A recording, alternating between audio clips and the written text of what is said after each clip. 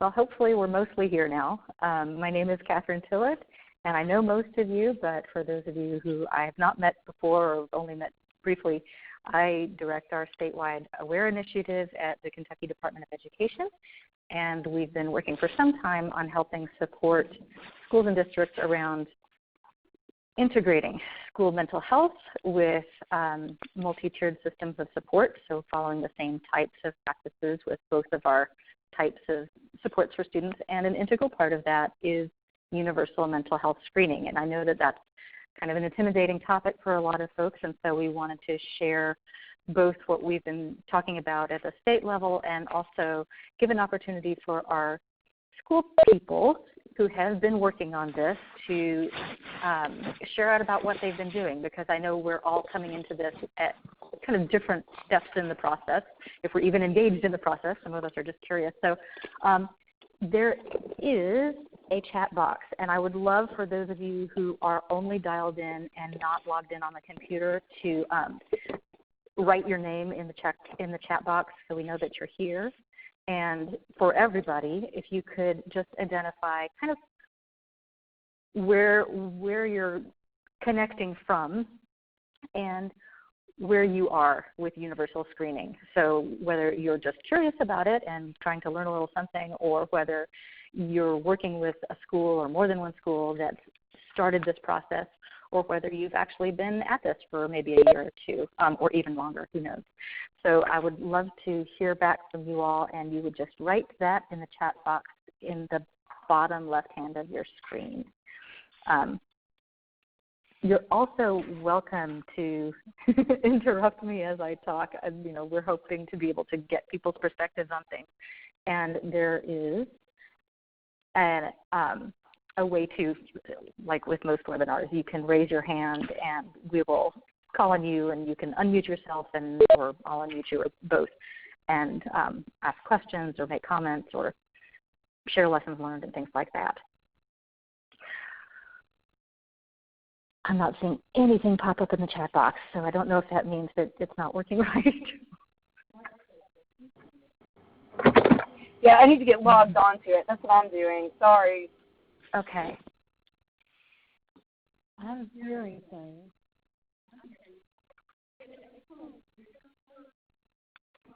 It would hurt. Yeah, we can do that.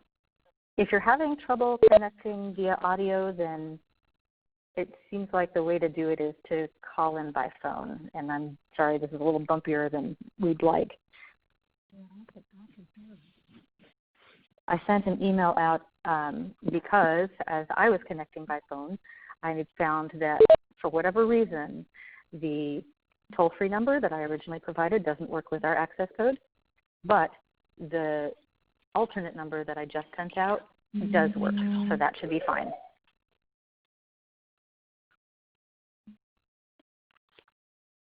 Okay, now I'm seeing folks in the chat box. Thanks. Hopefully you guys can too.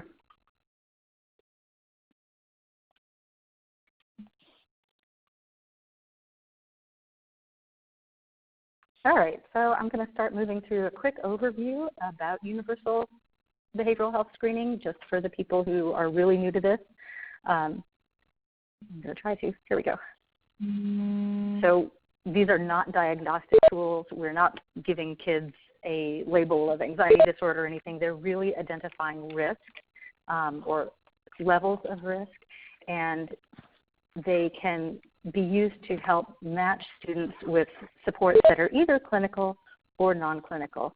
And it's important to notice that screening all kids for behavioral health risk is not the same as a trauma screening.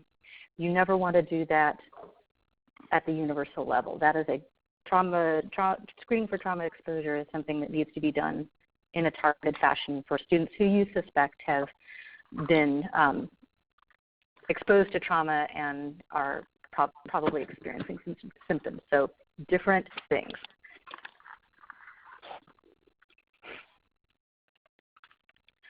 Why do we need to do this?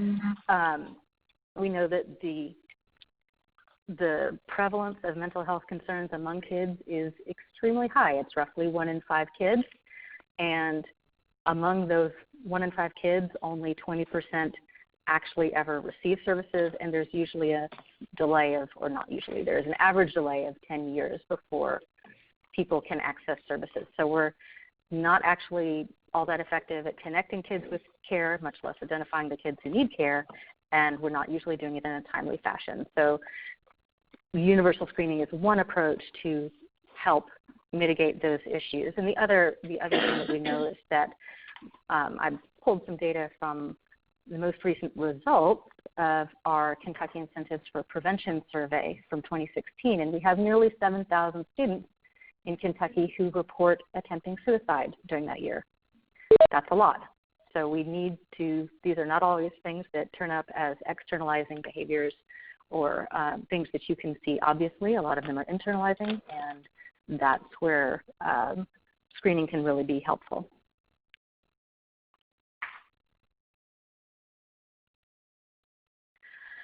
So one of the other reasons to be screening all kids is that it can help improve equity of access to supports and resources. Sometimes only the squeaky wheel gets the oil. And so we have a lot of our kids who have, again, internalizing symptoms of depression or anxiety who maybe aren't identified by teachers because they're not causing problems in their classroom or their grades haven't dropped. So if we're only using those kind of traditional methods of identifying kids for referral to mental health services or other types of school-based supports, things like office disciplinary referrals or attendance problems or bad grades, then you very often miss those other internalizing issues. You tend to only end up sending boys, and sometimes a kind of a related issue is that you end up over-identifying students of color for disciplinary issues and connecting them less to mental health services. So universal mental health screening is a more equitable way of identifying risk and connecting kids to support.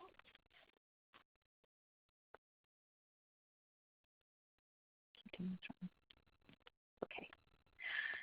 It's also a more proactive approach, and I was kind of suggesting this earlier, but it really presents an opportunity to intervene early before kids start developing more serious issues that maybe do become externalizing problems in the classroom. But we don't want to wait until it's obvious to everybody that this young person is experiencing some real problems. We don't want them to have 10 years of academic and life disruption. And the hope is that if you can intervene early, those kids will never develop the need. Many of them will never develop the need for the more costly, intensive, clinical, individualized supports that are so limited in our schools. And the other piece of that is that once you have this kind of data, you can use it in progress monitoring. You can use the information from those screening results to really more closely match what supports you provide with the problems that are indicated. And you can be checking over time what supports are provided to see, hey, is what we're doing working? Is it helping this student? If not, let's try something else. So it has a bonus feature there that really depends on how often you're screening. In many cases, the recommended amount is about 3 times a year. If you're only screening once a year, the progress monitoring piece kind of goes out the window. All right, so here's the big disclaimer. First and foremost, anyone who is interested in school-wide screening needs to have their school go through a readiness assessment, really understand what implementation looks like. It's not something you do without considerable planning, and make sure that things are taken a look at by your legal counsel. There is an excellent resource that was developed by a group of partners through Ohio Aware and their Department of Education and their PBIS network and local universities that is really the best thing out there that anyone has found so far. So if you know of a better resource, let me know. I'm happy to share it. But I've included the link here. You can find it on the department website for the Department of Education in Ohio. And a lot of the information that we'll talk about today is pulled from this document. It really walks you through, in very simple language, exactly how to plan out your screening process and do it safely. So I want to very quickly, our next slide, here it is, goes through. They have a wonderful self-assessment. It breaks it down into 6 steps. Each step has a bunch of little check boxes to figure out where you are. But I want to just share with you what that really looks like. So here is their, oops, I forgot. 1 minute. There we go. So you should be shortly, if not already, seeing this document that Ohio created, hopefully.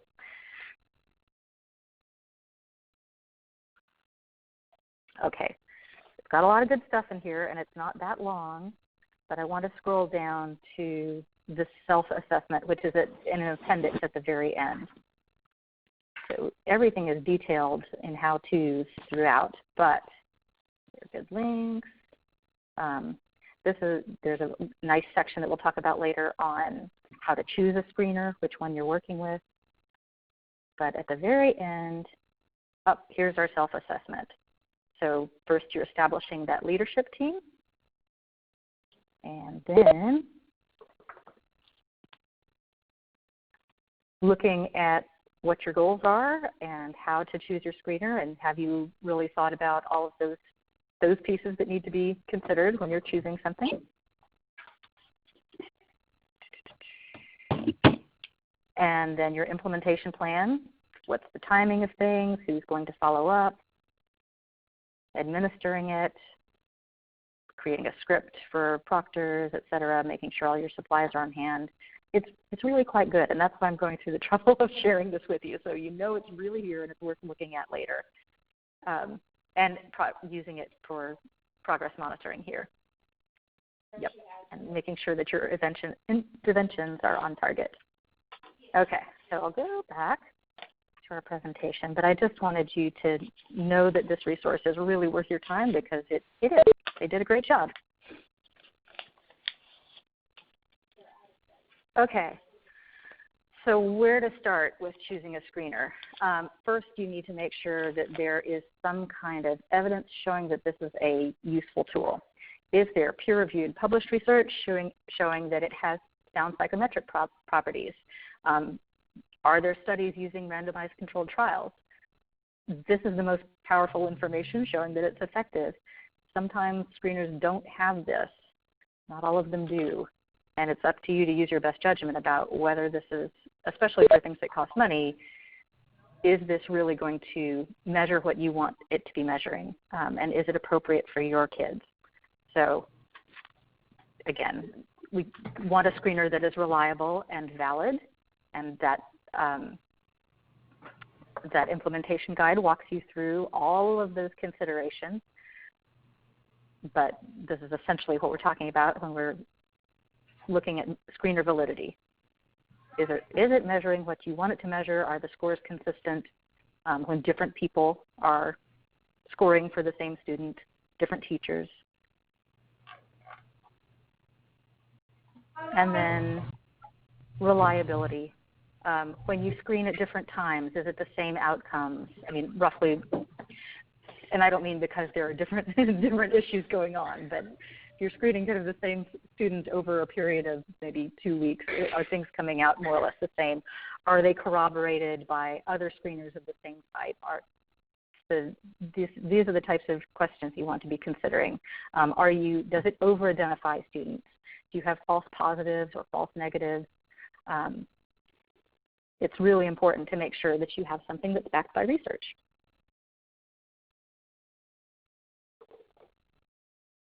Then you want to be thinking about, okay, when this screener was developed and the research was conducted, who was the sample? What was the population that it was normed on? Who is this good for? Is it good for the age range of students that are in my school? Was it Was it developed and used using mostly a single-sex pool of kids? In some cases, that's true. Is it shown to be reliable and valid for a multitude of races and ethnicities and cultures, or was it really not tested in that way? And then social context. If it's something that's had a very small sample size and was really only used in, say, a juvenile justice setting, or maybe in a particular rural or urban environment, you want to consider, okay, those are very different communities, different cultures. Is this still going to work for my kids?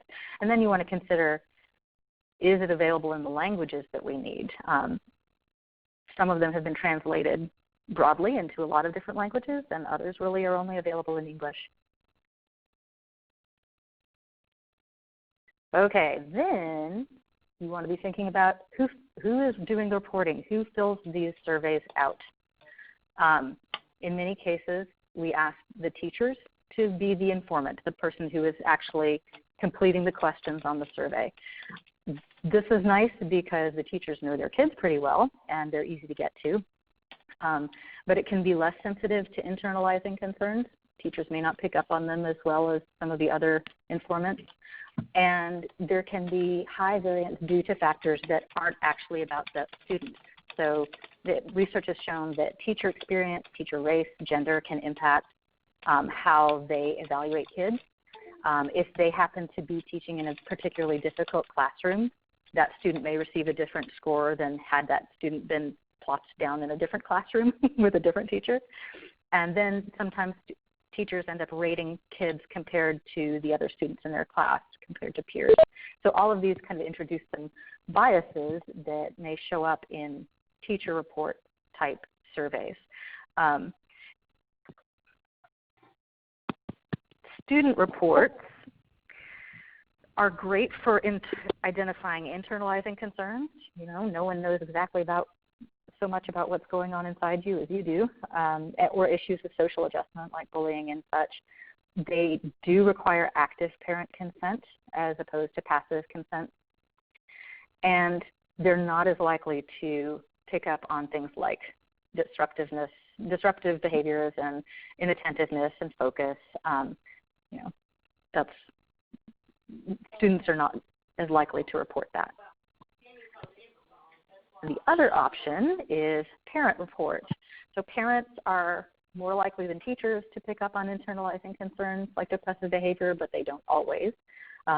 It's certainly a good way of keeping parents engaged in the process and making them maybe feel more connected to what's going on at school. But just like anybody, parents also have their own biases and may have some concerns about either being forthcoming about what they've noticed with their kids, or really even accepting sometimes or noticing things that might be symptoms.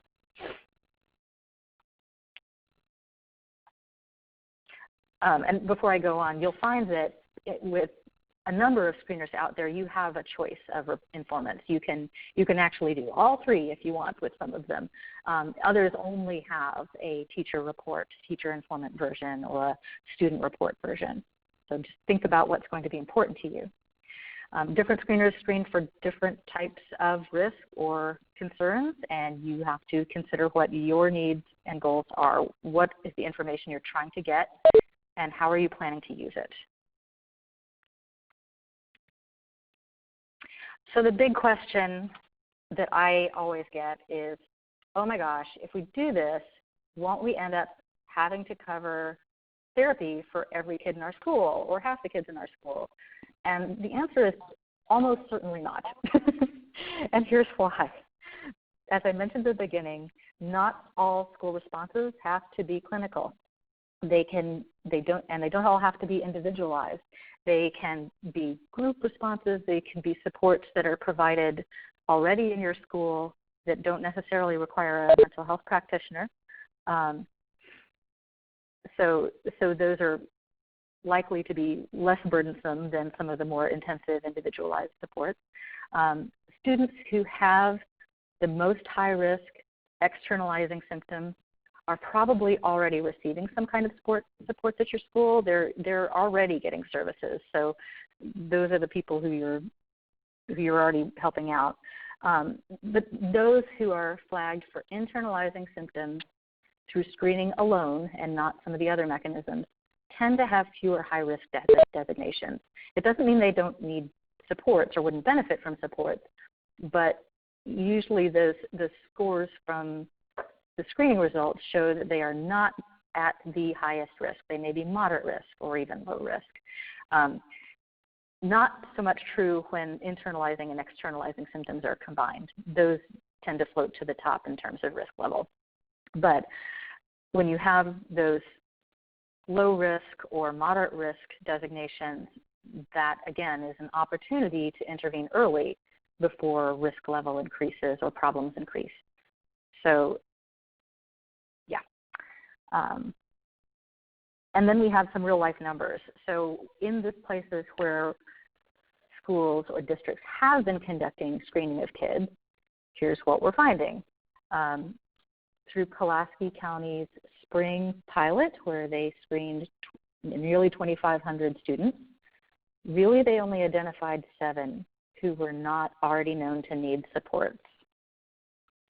So it doesn't mean other students weren't identified as having different levels of risk, but most of them were already receiving some support or the schools knew about what was going on.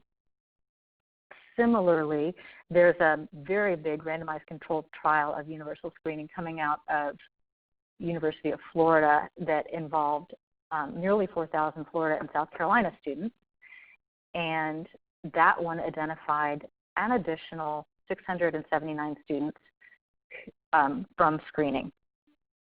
So that seems like a much higher number, but if you think about prevalence rates for mental health, okay, we know that it's about 1 out of every 5 kids.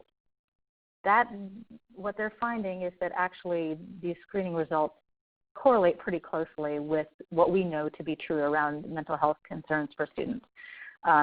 And most of these kids were not identified for receiving services or supports before, and many of them are actually very appropriate for lower level supports that are not nearly as resource intensive. So you do need to have a planned response for any identified risk, but it doesn't have to overwhelm your systems.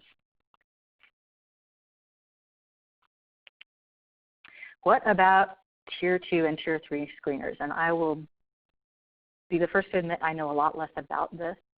You can be using the same screener as with Tier 1 and be this can be part of your progress monitoring as somebody doesn't respond to the lower level supports. Using those same this original screener, you can adjust or increase intensity using that same screener to monitor what's going on.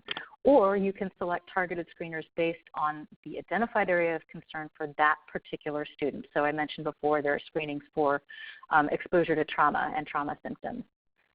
So you're really looking at something very specific and you're screening for a specific thing. Or another example would be the GAIN short screener, which is trying to pick up on a number of different areas of concern, but not ones that are necessarily all that relevant for a general population of students. Okay. If anyone has anything to add to that piece, please jump in.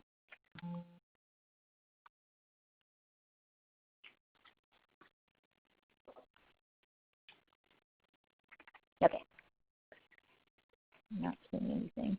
No hands, no comments. All right, moving on. So who do we have supporting this plan besides me?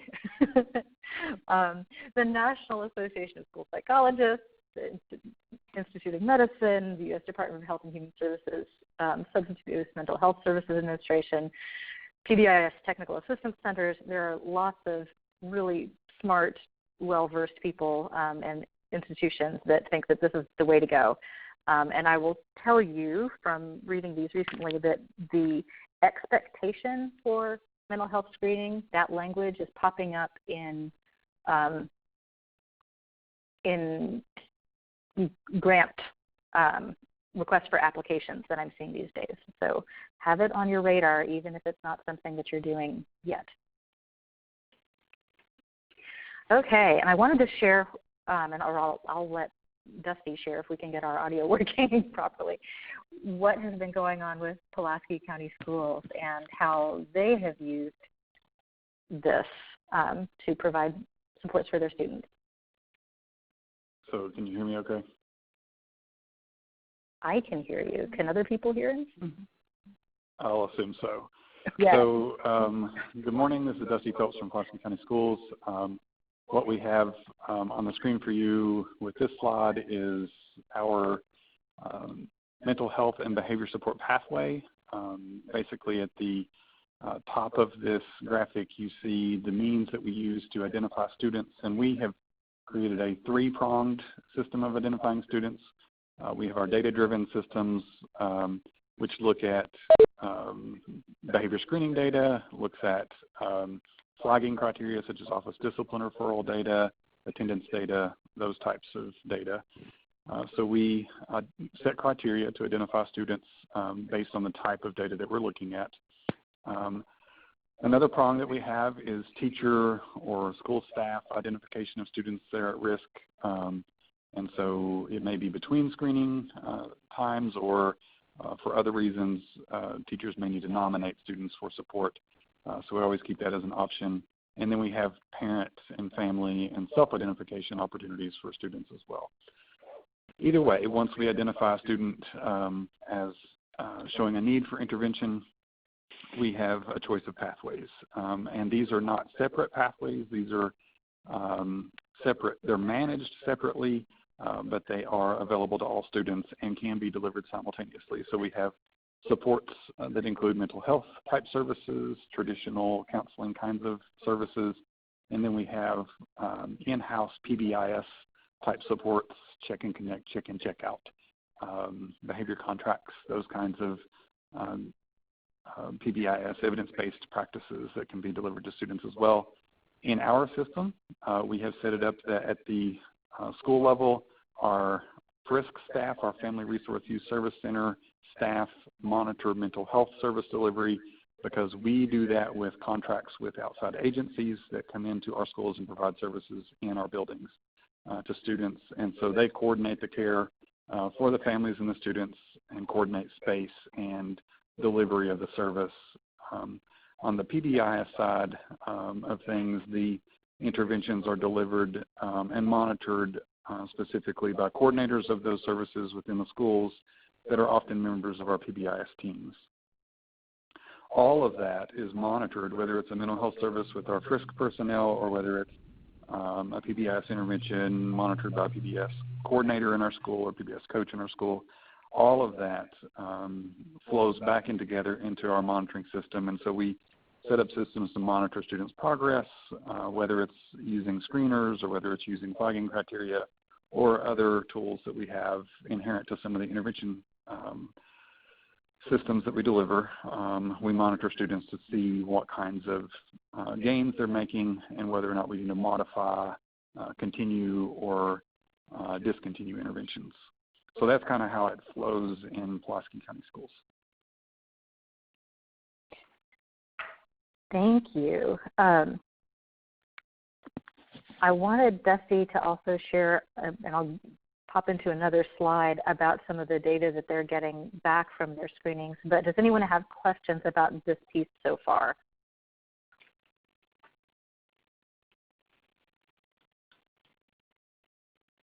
Okay. So in the next slide, here, this is the data that they got back from their pilot identifying students who had moderate risk for externalizing and high risk. Excuse me, I don't even talk through this. You can read it. Dusty, did you want to elaborate on anything here or talk about the most recent round of screening or what things are looking like? So let me maybe explain. Pulaski County Schools, we are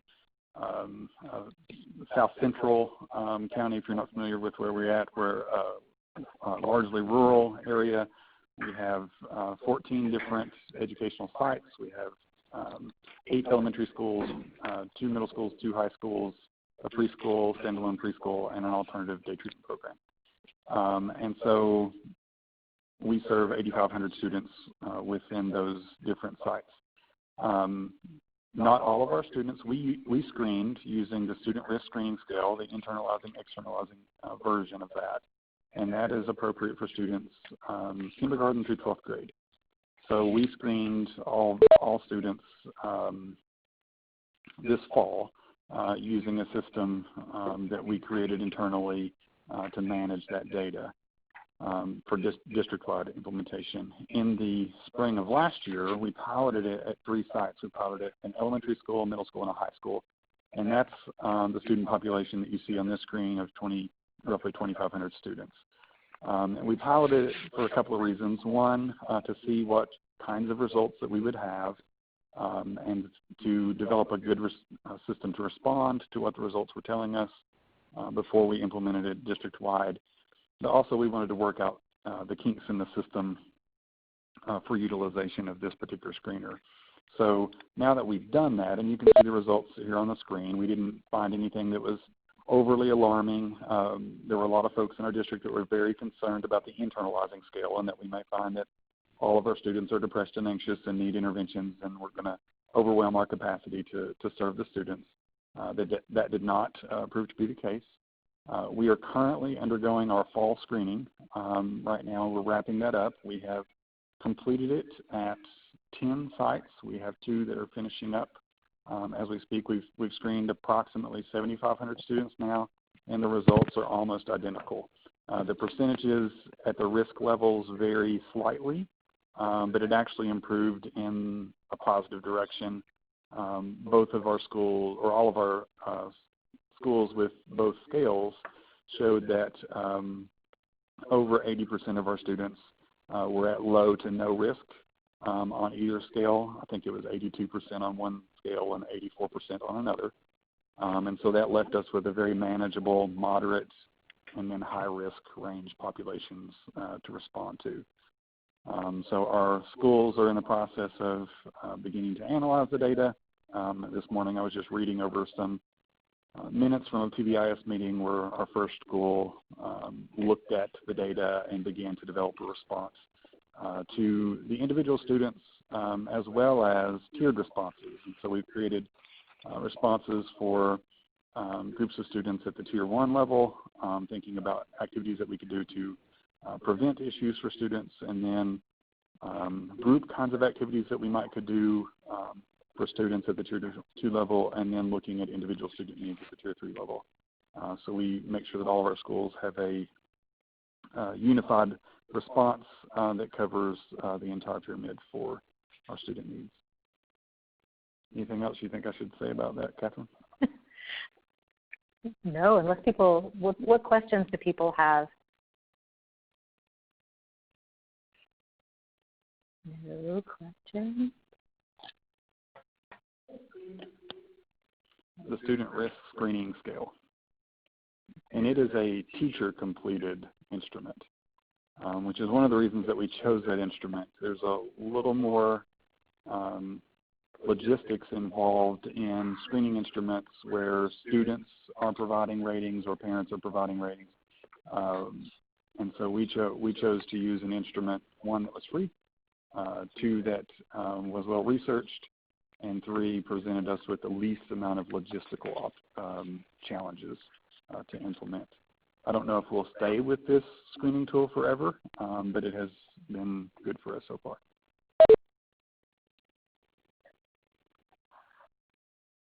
Other questions for Dusty? Jan has a question. My question, how are your teachers doing it at Middle and High? How are the teachers doing it? At Middle and High. It's administered the same way. Actually, what we do is we ask for a point of contact at each school that coordinates the scheduling of the screening. And each school then selects a classroom roster that they're going to screen, for example, homeroom, first period, second period, so that we know that we're screening all students at the same time. It eliminates the opportunity to miss students in that way. And so we make sure that we pick a schedule that maximizes teacher exposure to students. You need to make sure that your teachers know your students, and the tool itself requires that the teachers have known the students for 4 to 6 weeks at minimum. And so that's why we're screening now, is to give them adequate time to have known their students before they begin the screening process. And so I think all of our middle and high schools picked homeroom except for one school, and they picked first period to do the screening. But the decisions are based on what period of the day allows for the most knowledge of the student that we're screening.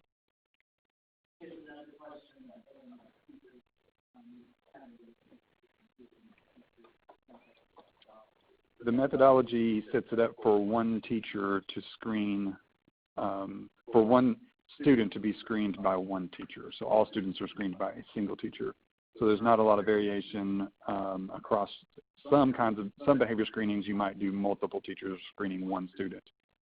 In this particular situation, it's one teacher for one student. Now, across teachers' classrooms, there is some variation. And we don't know if that's student variation, classroom dynamics, teacher variation. There's lots of things that could explain those kinds of things. But we take all of that into account when we're interpreting the screening results. That was a good question. Yeah. Thanks, Kathy. And I mean, those inconsistencies between informants, they're just going to be inherent in the process. I think there's not really a screener that's going to allow you to eliminate that. But when you use it, the results in combination with your other data sources, I think that probably can help you interpret what's going on. But those are going to be there, and like I mentioned, the research indicates that those inconsistencies can really break down quite clearly by gender or race or other types of factors that really aren't about what your students are experiencing. Any other questions?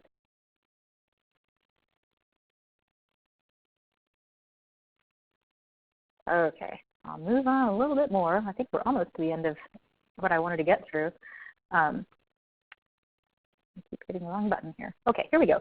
So this is a very, very, very incomplete listing based only on what people have told me, because that's what I have to go on, about who is using these. So we can better reach out to our peer resources when we're trying to learn about school mental health screening. Obviously, Pulaski County Schools have been using the student risk screening scale, internalizing, externalizing. Some schools in Warren and Barron County have been using that, or the Strengths and Difficulties Questionnaire, otherwise known as the SDQ. We have bunches of schools in Wisconsin and Boston and Baltimore, other aware districts in other states. The projects that I mentioned in South Carolina and Florida, New York City Public Schools, Chicago Public Schools. I think those ones are going to be a little bit different because they may not be school-based. My understanding, this is based on new state legislation. I have a feeling that the way things are going there is that these will be screenings administered once a year by a physician, and then the results probably are not shared with the school unless the parents want it that way, but there is at least a screening process of some sort going on. So you can see that would be limiting when you're trying to offer kids school-based supports, particularly ones that are not clinical, and making sure that everybody's on the same page. But it is a way of doing things that other places are using. Would anyone love to add to my list? Tell me the things that I don't know. There are many. Who am I? Who is not represented here who should be?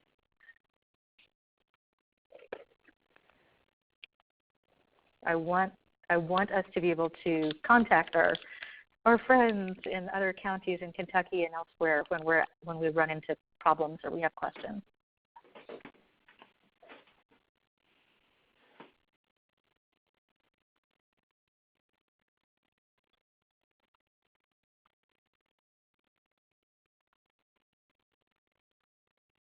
Woodford County. Thanks, Jan.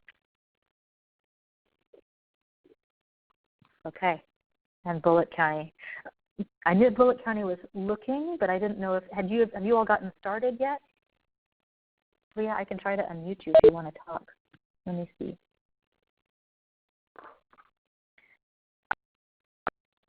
Next year, okay.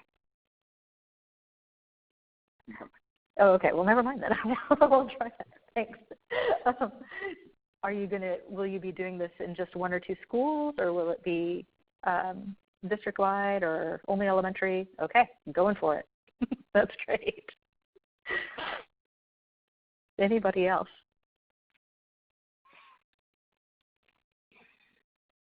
What are the types of questions that people have that I have not addressed, or that some of the other folks on the call might be able to talk about? Fears, struggles, successes? Okay, Grant County has SRSS and SDQ. Oh, thanks, Phyllis.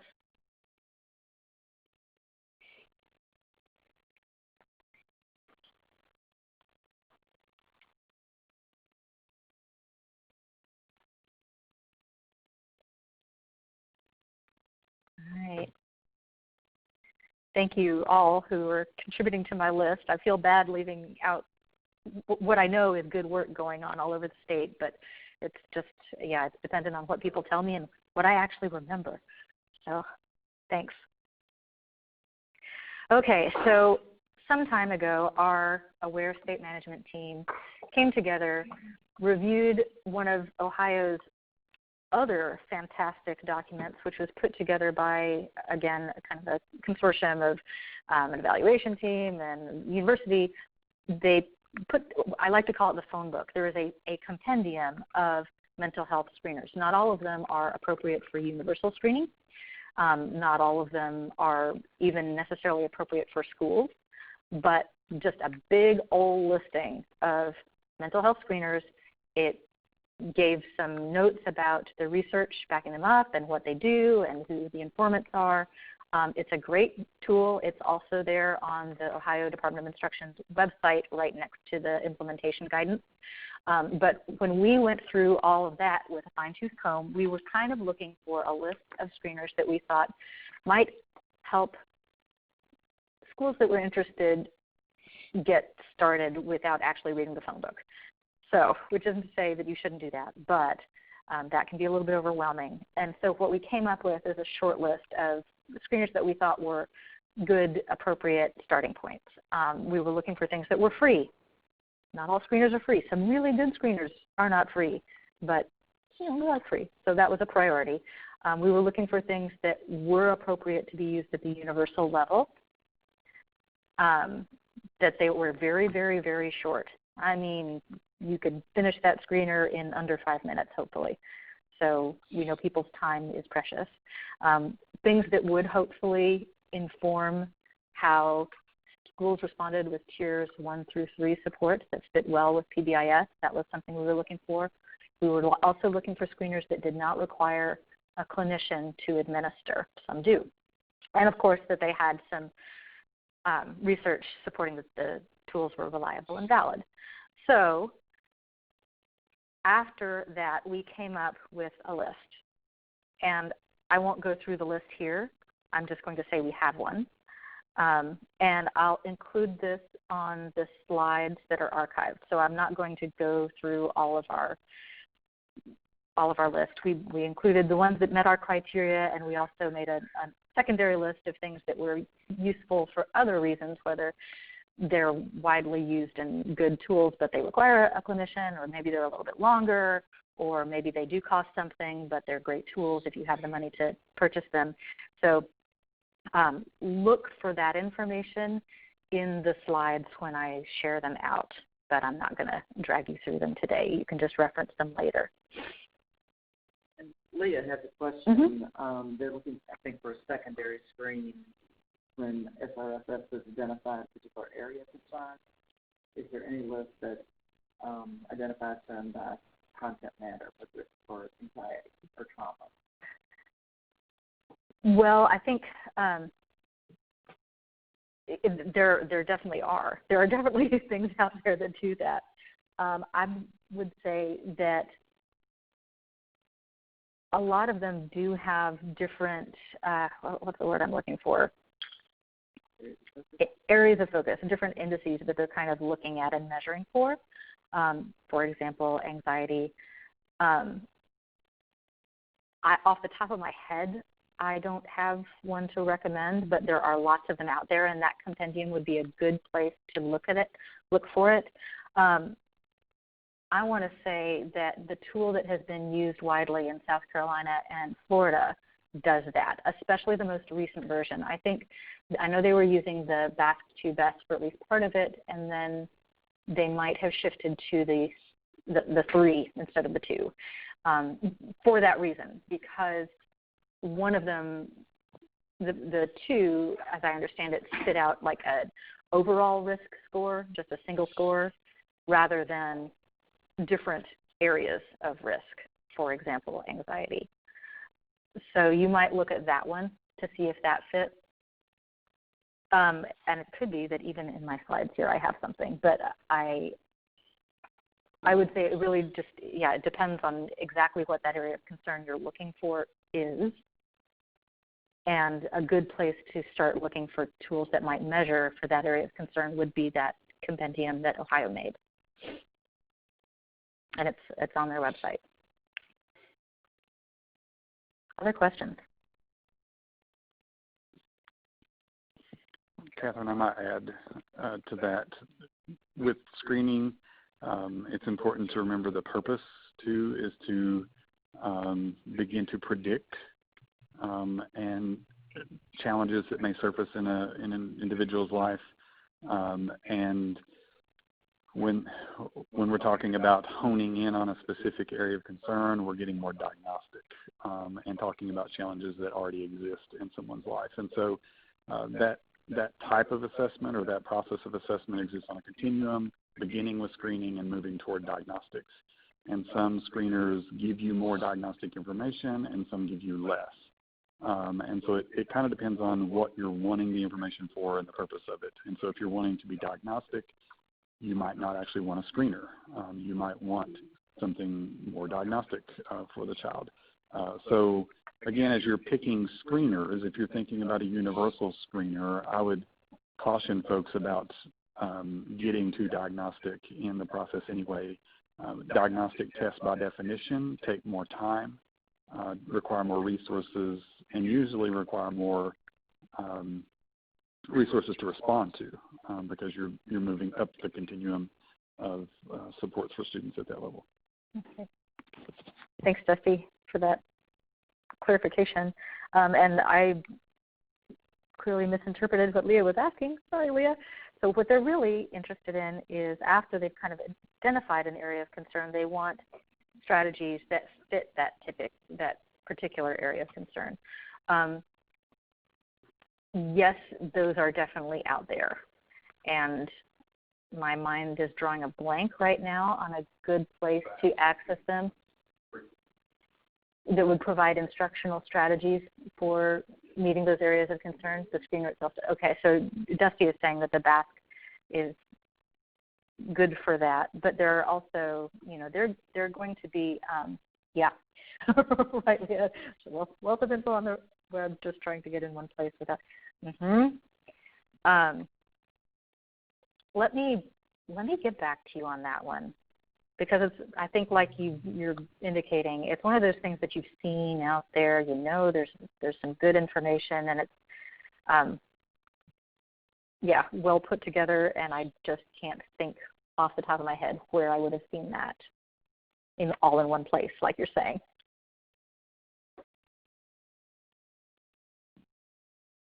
Anything else?